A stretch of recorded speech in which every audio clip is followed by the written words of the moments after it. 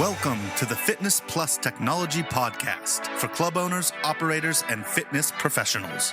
Each week, host Bryan O'Rourke brings you an expert interview with a global influencer at the crossroads of fitness and technology. You gain the insights, tools, and inspiration you need to stay connected to the pulse for what matters most for your business in the age of exponential technologies.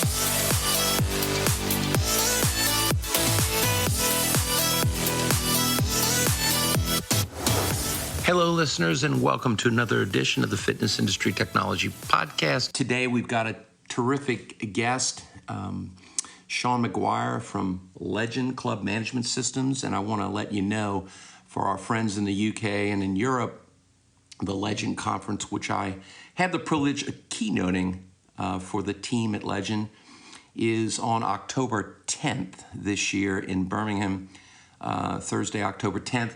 And we'll be having a great time at that event, talking about technology trends and the impact on the industry.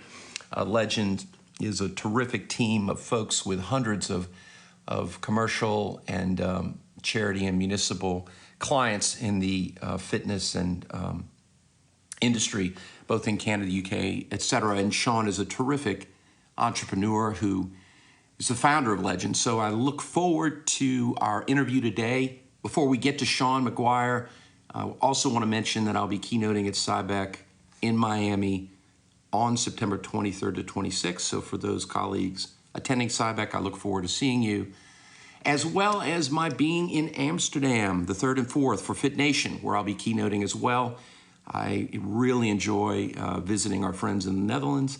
And then finally, Dublin, the URSA EU Congress, which is always a terrific event. So I hope to see you there. As I mentioned, Sean Maguire, the managing director and founder of Legend, is with us. We're going to talk about the UK market, technology trends, and his philosophies on business and insights, which I really enjoyed. Sean's an exceptional leader, and so I hope you really find some interesting tidbits in this episode. So without further ado, let's bring on Sean Maguire. Thanks so much for joining us. I've really enjoyed speaking with you a few times in the last month or so, and so happy that you're here to speak with our listeners. As the intro outlined, as your managing director role with Legend, it's the co-founder or the founder of the company, actually. You've really shared a lot of interesting insights coming up and leading up to the big event on October 10th, which is going to be in Birmingham, and I'm very, very delighted to be keynoting that. So welcome, Sean. Thanks for making time for our listeners. Hello, Bryan. Thank you very much. Great pleasure to take part today. So what's been great about speaking with you, many things, but one is, of course, what you've been doing in the industry. Of course, the UK market, for listeners in other parts of the world that listen in on the podcast, is a highly competitive market. I would tout it probably one of the most competitive markets in the world. And I've shared other stats in the past with other interviews regarding that. And you've been at the forefront of technology for a while. We talked about data. We've talked about public sector. Sean, tell us a little bit about your views from your perspective with the many hundreds of customers you serve in the marketplace. What is your view of the industry right now? What do you see as some of the challenges and opportunities that are lying ahead in the marketplace? Yeah, with pleasure, Bryan. And I'm going to answer that more or less in reverse, because I think the most interesting bit is, where do I see the industry right now? And I'm both extremely excited right now, because I think we're at quite an interesting inflection point and point in time where there's enormous opportunity. But at the same time, I think that not just me, but if I channel the feedback I'm receiving from other stakeholders in the industry and my customers and our technologists in the business, etc., I think it's also a time of some frustration, because we're bound up in a legacy of trying to monetize our assets in a particular way, with subscriptions focused on membership and possibly swimming and other programs. And yet the consumer has somehow, one might say, overtaken us, but certainly has stepped slightly off of our path. And we're running to try and understand where that consumer is going to be in 3 or 5 years' time, and who that consumer is and how they behave, etc. So I think therein lies the interesting and very dynamic opportunity. But if I go back then, through some of the other questions you touched on, which relate to this, if I look at the UK industry, I think it's a very interesting little, relatively small place where if I look at, there are 7,000 facilities roughly in the UK. But what I guess your listeners would be interested to know is just how small the territory is that those facilities sit in. And as a result, the level of competition, public sector, private sector, higher education, you name it. There's a big recreation center, stroke leisure center, as we call them here, on every street corner.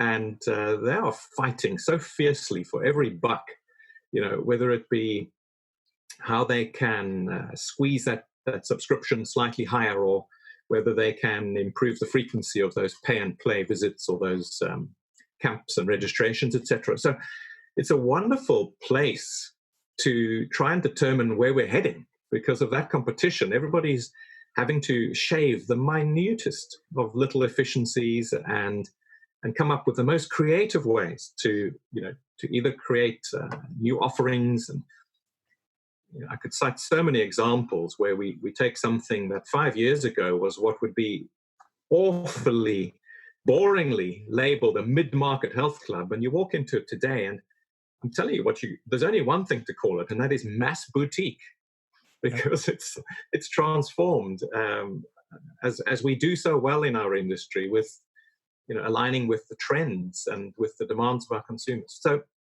I feel that where the industry is going and the situation in the UK, it's these are very closely linked, and from this competition has come a lot of creativity.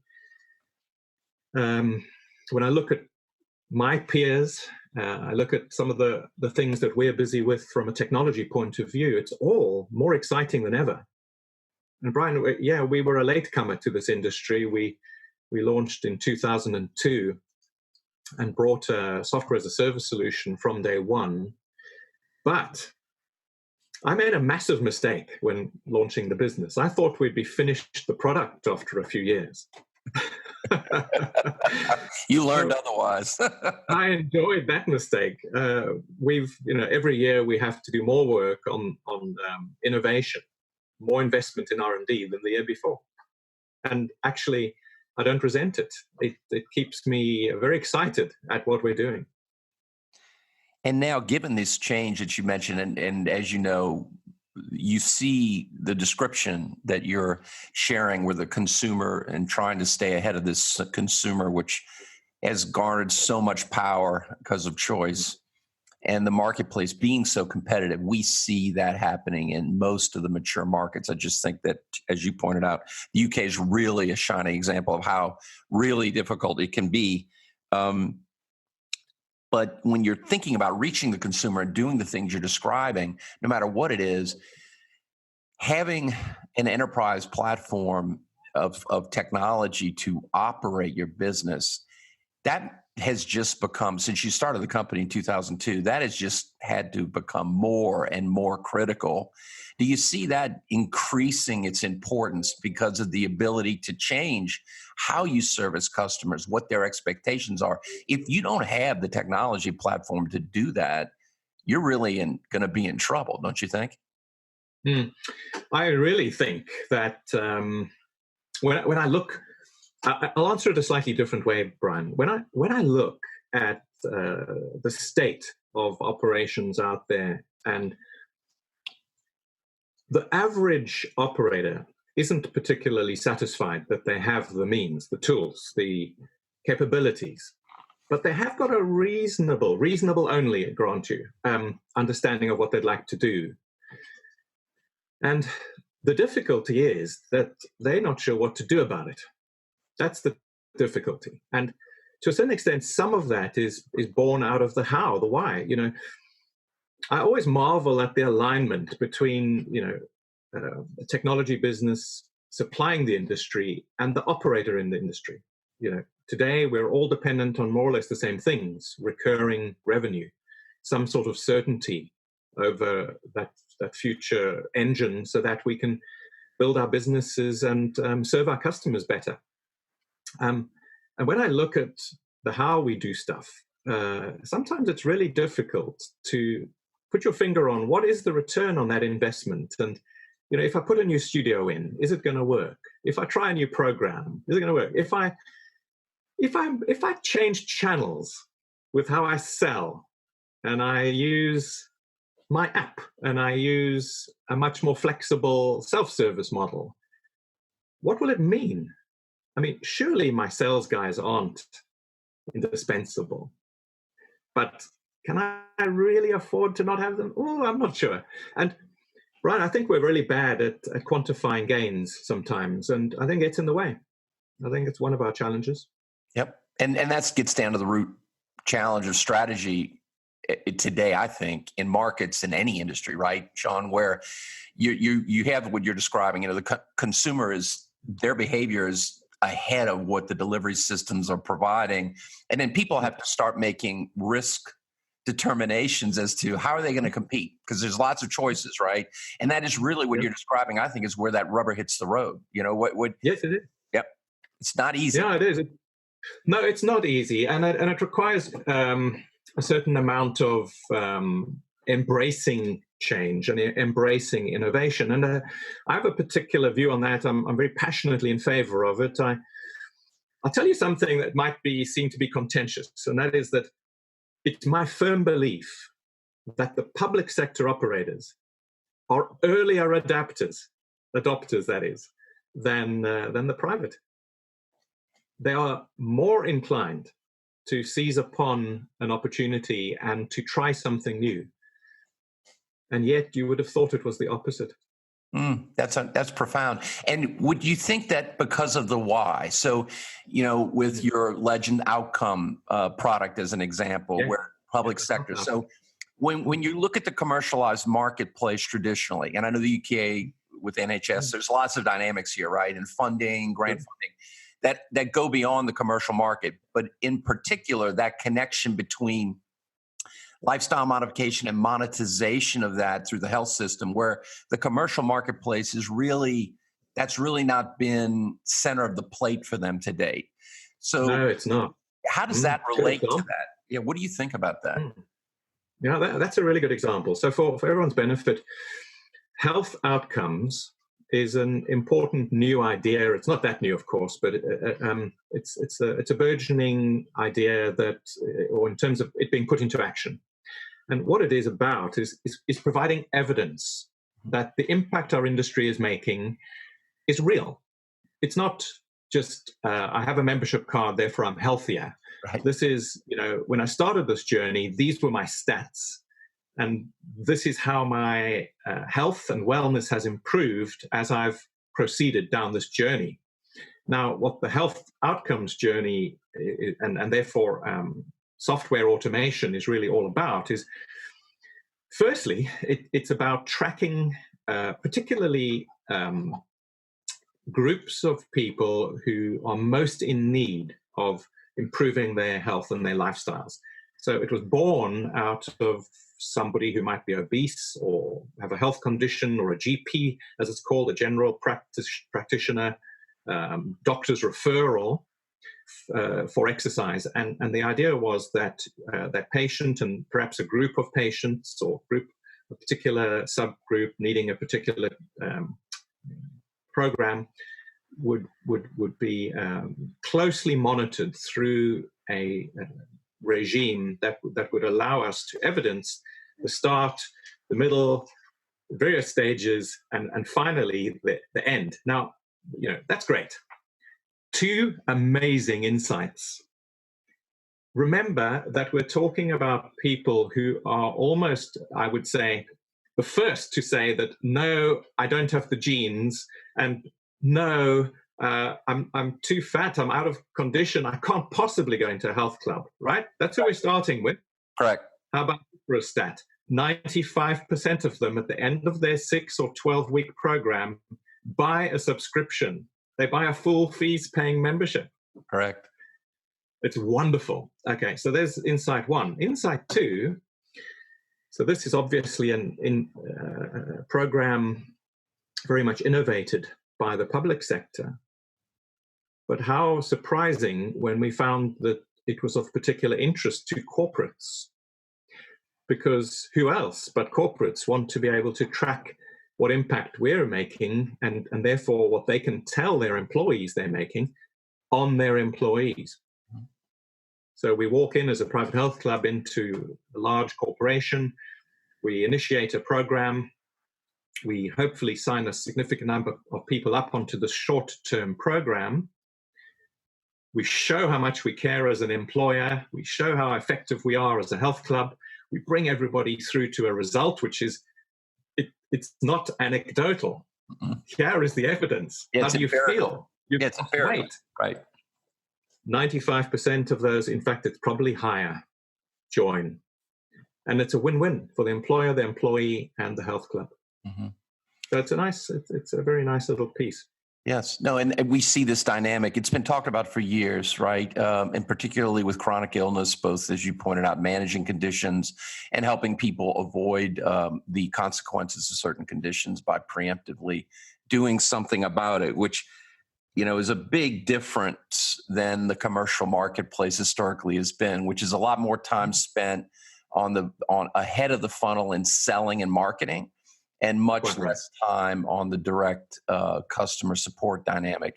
And as we see in most industries, that shift has been happening for a while with really successful brands and businesses, because ultimately retention and word of mouth is about the user experience that they feel good about. And that's going to start to trump any amount of advertising you're going to spend money on, right? Absolutely. I mean, it's all about evidence again, because if you're focused on member acquisition, and you put a great campaign together, and you have a bit of a spike, that's great. But that's like a hit of sugar. Yeah. What's much more substantial and important is what your situation is 12 months later. Correct. And I think it's something that we're slow to change and move away from. But certainly one thing I'm seeing is that we're now starting to look at member subscription as a much more flexible, dynamic, member-controlled thing. Correct. Which I would like to. So it's more like a entertainment package where. In the UK, we have something similar to cable called Sky, and you can bolt a little extra subscription on, and you can take it off again, and then you can add another added value. And actually, we think that customers are increasing yield through letting go of contract. And, as long as they deliver the goods, that is, then that's probably going to be better for business. Yes, and you have to have the software and technology tools to make that very frictionless for the user in a world where the consumer is now increasingly used to things like you just pointed out, the Sky package, or how they bank, or whatever services that they're choosing to subscribe to, and having that. That's right. How can you really execute that without those tools today? It's very hard without those tools, right? I agree, and a related thing is that, it does help to tell the customer how well you're doing.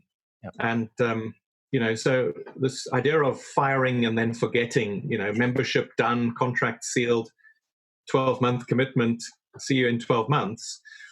Now, I want you to be in a dialogue with me as, from an operator point of view to consumer point of view.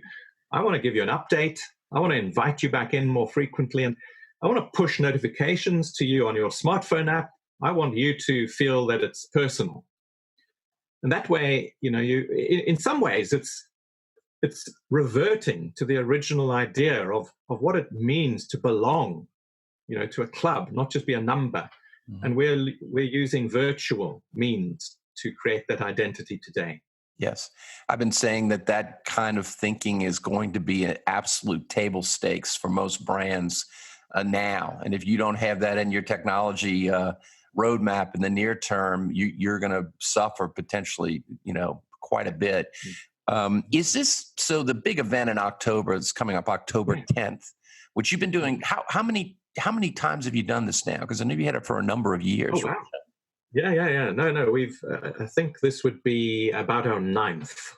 So it's an annual conference, and it's grown. It's grown and grown and grown. And it's open to customers. And then what we do is we make it worth our customers' while to come along. So we always provide insights into roadmap and new product launches and an opportunity to influence the direction for the next 12 months. But it's also, by coincidence, a fantastic opportunity to rub shoulders with all of your industry peers. Mm-hmm.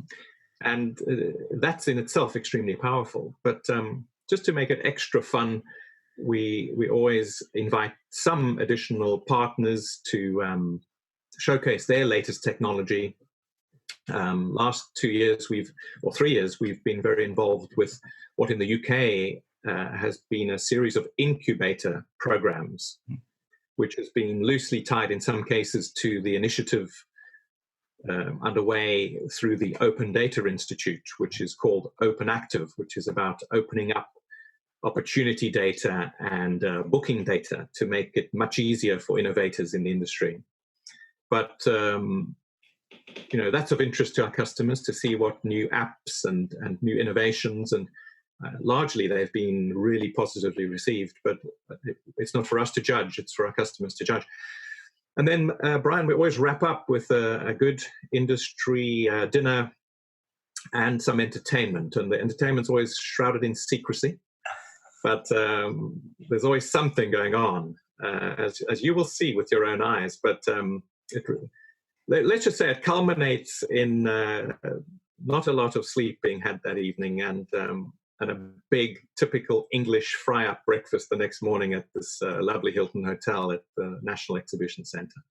So, Sean, are you telling me you'll be doing your rendition of Puccini for the crowd? Me or possibly a stunt double.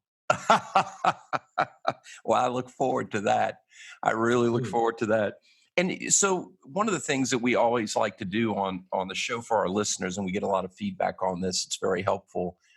You've launched your own company. You've been in the software business, software as a service now for a while, since 2002. I mean, not that long, but it's a long time in the age of technology. A lot continues to change. What are some of the things that you've learned in your journey, being a major company now, providing technology services to your clients? Do you have a few pieces of wisdom you'd be willing to share? Yeah, I do. That'll be a pleasure. So some of them might be contentious, but I'll just blunder on. So firstly, when I was launching, I met some wonderful people and some helped us along the way. But one of the things that I noticed is that a lot of vendors had the view that their customers were dumb. Our customers are dumb. We need, this, or we need that. They don't know. We'll do this. We know what we're doing. We'll build it and they shall come. Bryan, your customers, our customers, are so far ahead of us that they're geniuses. And the secret is to be able to listen to them and appreciate that, because they will tell you exactly what they need. And I think we've built our business on that basis. We've listened to what they've needed and we've built it accordingly. And we spent a lot of money building. We never stop building. Probably about a third of all of our revenues goes towards product development every year. And how do you listen to your customers effectively? Because I hear a lot of executives and founders say those kind of things. I know you're right, by the way, that is wisdom. But oftentimes, I've witnessed the words being used, but when it comes to actually doing that, there's a problem. Yeah, look, and I do think it's the how that's far more important, really. So one thing is to make sure you've actually got some capacity to throw at that problem, because if you've not got people that are actually out in the market that have mandate to engage customers and not be selling, but to be serving and listening and recording and coming back and championing the customer when you're planning your development and your road mapping and your prioritization of work. And that's something we've done well.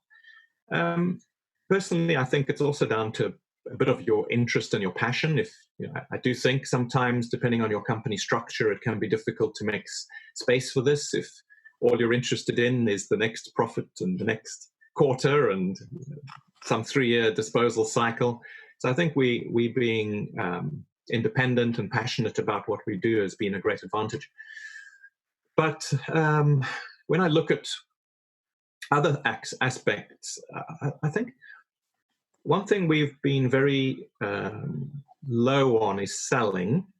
We've not had a big sales team. And I think sales sometimes can crowd out the customer's voice. And from our point of view, I think it's been a bit of a USP. And we do have lots of well, lots is probably not fair, but we have regular complaints about our lack of selling. And I take it as high flattery, high praise. I love it. Well, let me explain, because this industry is wonderfully enlightened. Everybody talks, everybody shares. And if you do a good job, let your customers promote you. Mm-hmm. Let your reputation precede you. Yes. So I think that's the route that's worked for us. And it's worked, with, I consider our success in Canada, it's been phenomenal.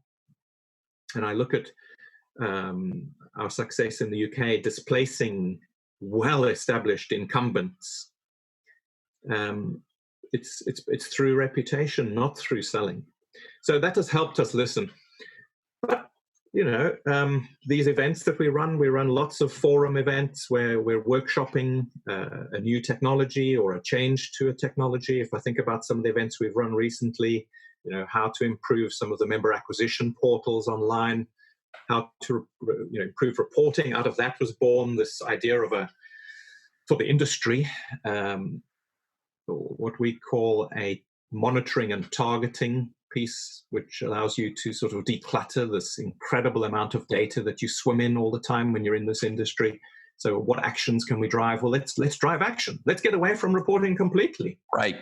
Right. Tell us what the trigger is and drive the action. But then let's look at spreadsheets. That's a waste of time. And these are the sorts of things that customers steer you towards. So I think having formal forums is important. Having structure is important. And then having an interest in it is important. And, I'm personally interested in it. In fact, I think I've taken it to another level. And I consider not only our customers, but I'm interested in the stakeholders that they are interacting with and what they have to say. And I've had a part to play in helping them, I think, because we've got some really important institutions like Sport England, like London Sport, like the Open Data Institute, like Public Health England, and others, many others. And hearing what they have to say, and bearing in mind that our customers are often either depending on grants from or are serving them in some way or providing data for them. And if I think about Sport England, evidence, they're dying to fund good initiatives, but they want to be certain that they're good initiatives. So we can then go back to our customers and say, we heard you have a requirement for more evidence, so we're going to help you with that. And they went, yes, we do, because Sport England said they do. And that's another way. Yeah, I love the way, because you're managing director, of course, founder of the company, because there's so many of your philosophies that I believe in. I think you're so right. Because today, with any constituency, with any community, in any vendor relationship today, you look at the customer, and the Edelman barometer says it all. The level of trust is just eroded so much. So buyers, if you approach people from a standpoint of selling, their BS barometer, pardon the pun, is very high. Yeah. And if you're not playing long-term listening and understanding and demonstrating value by doing and listening and being patient to serve, I think that's a tremendous brand advantage because you're not doing what we talked about before. You're not spending as much time in that advertising front of the funnel. You're spending a lot more time with the actual delivery of customer experience and post-sale. That's where the investment, smart brands, I think, are shifting their investment that way. And I think it's a brilliant strategy. And I mentioned earlier how comfortingly aligned we are with customers, or that we should be with customers. And perhaps this is the same challenge for customers too.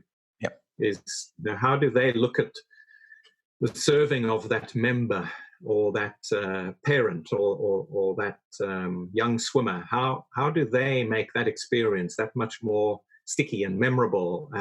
And some of it is telling them what you've done. Yes. So how good is your evidence?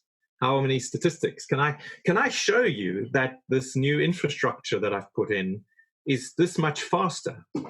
Because yes, you feel it's faster, but boy, wouldn't you be impressed if I can show you it's 4 times faster?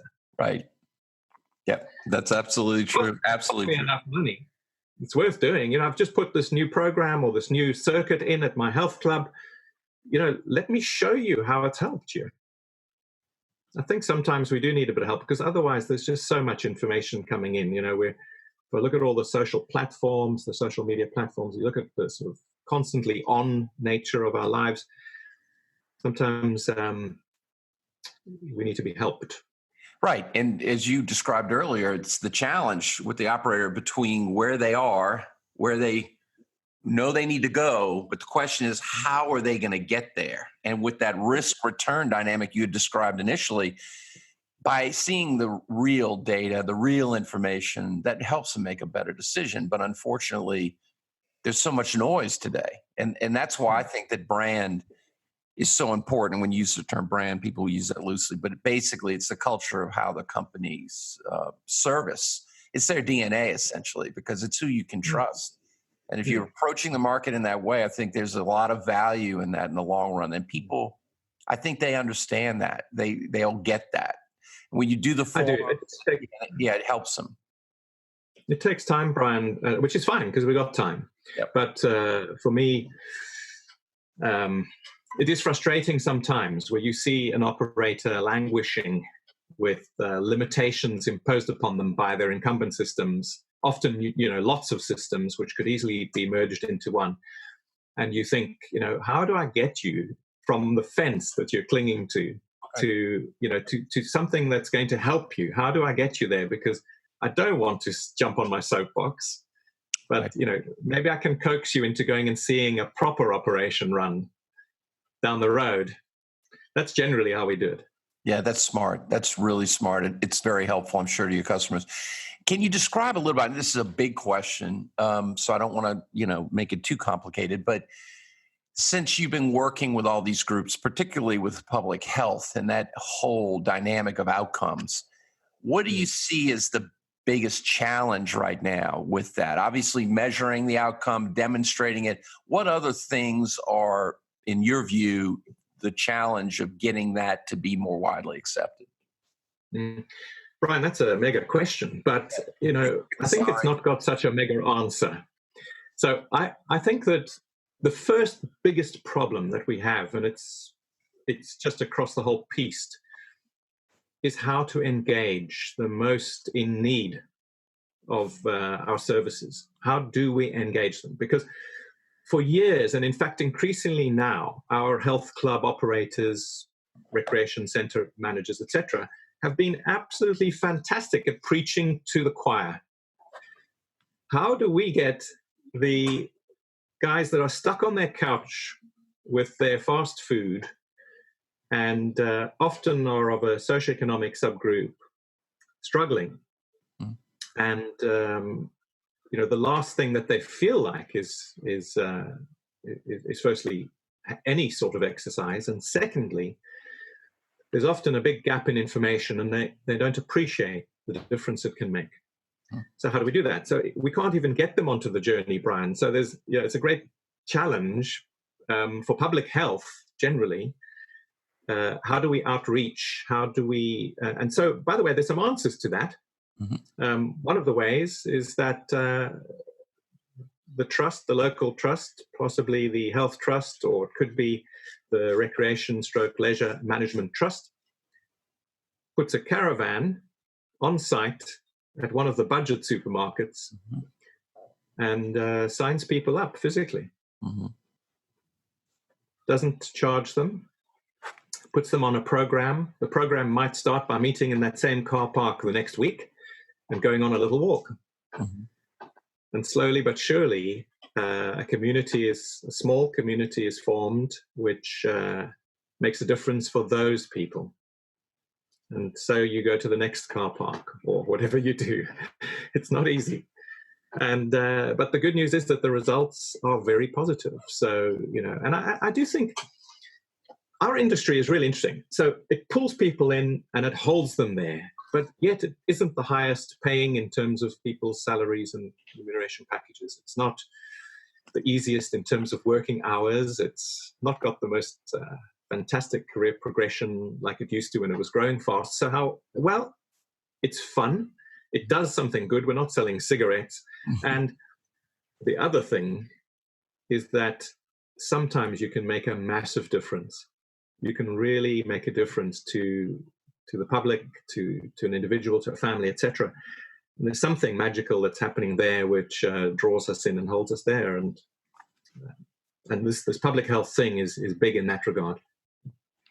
Yeah, we see it in the U.S. as well, and outreach is a big part of that, getting programs that are targeting those populations and then creating new ways of monetization. I think that's another thing we see, reimbursement, grants or whatever is necessary for funding programs, right?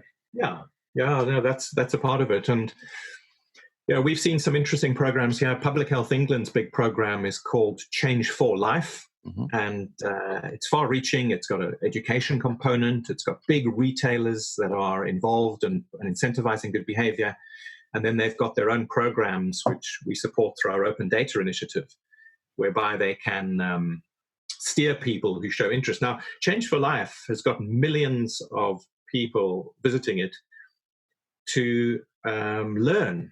So if you look at what's happening there, and I'm speaking slightly out of turn because I haven't actually gone into it in great detail, but I understand that it's a trusted brand that is used by consumers and probably, particularly in the demographics we're targeting, to learn, well, what is a healthy meal for my child? What is a healthy activity for my child? Can someone who's never played a sport go and take part in a Change for Life fun event?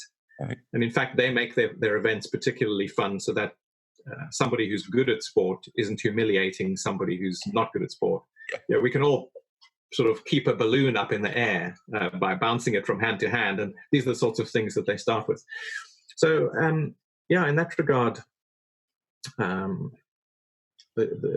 Change for Life program is really interesting. And then when you look at something a bit more focused, like Sport England's big brand around This Girl Can, which is just a great big statement with an exclamation mark on the end of it.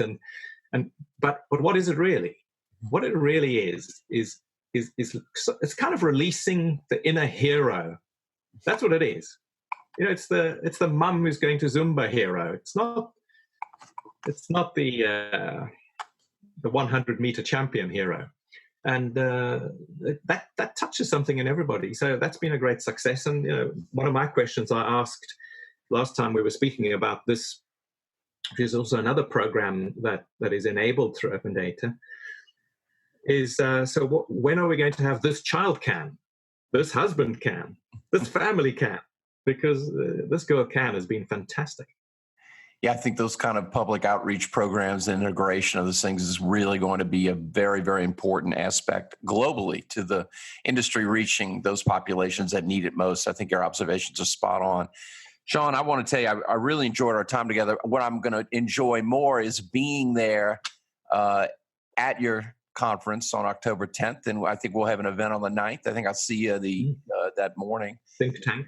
And I can't wait to participate. And it's just been a privilege to chat. I know our listeners will read in the show notes and in my introduction your background as one of the leading technologists in the space in the last decade or more. And it is a great honor to have you as a guest. And I look forward to spending time with you in your backyard here in a matter of weeks. Thank you. I'm blushing, Bryan. The honor has been mine, and thank you for your time. And I hope that is of interest to everybody. But yes, we look forward to hosting you here. Well, thank you for your time. I know our listeners will enjoy listening to this, and we'll be sharing some notes while I'm out there at a subsequent podcast, and there'll be a few video posts, so keep your eyes out, listeners. Thanks again, Sean. Thank you, Bryan. Hello, listeners. This is Bryan O'Rourke, and thanks so much for listening to the Fitness Plus Technology Podcast. The podcast is made possible by the Fitness Industry Technology Council, a consortium of global brands working together to enhance the adoption of technologies in the fitness space. Our company, Videri Ventures, which is invested in Vertimax, Montezuma, Gold's Gym, Houston, Texas, and Fitness 24/7 Thailand, also underwrites the podcast, along with our service companies, Integris Advisors, Moon Mission Media, and others. Please feel free to share this podcast with your colleagues.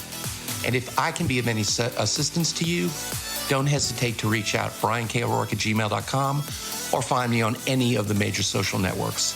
Have a great day, and thanks for listening.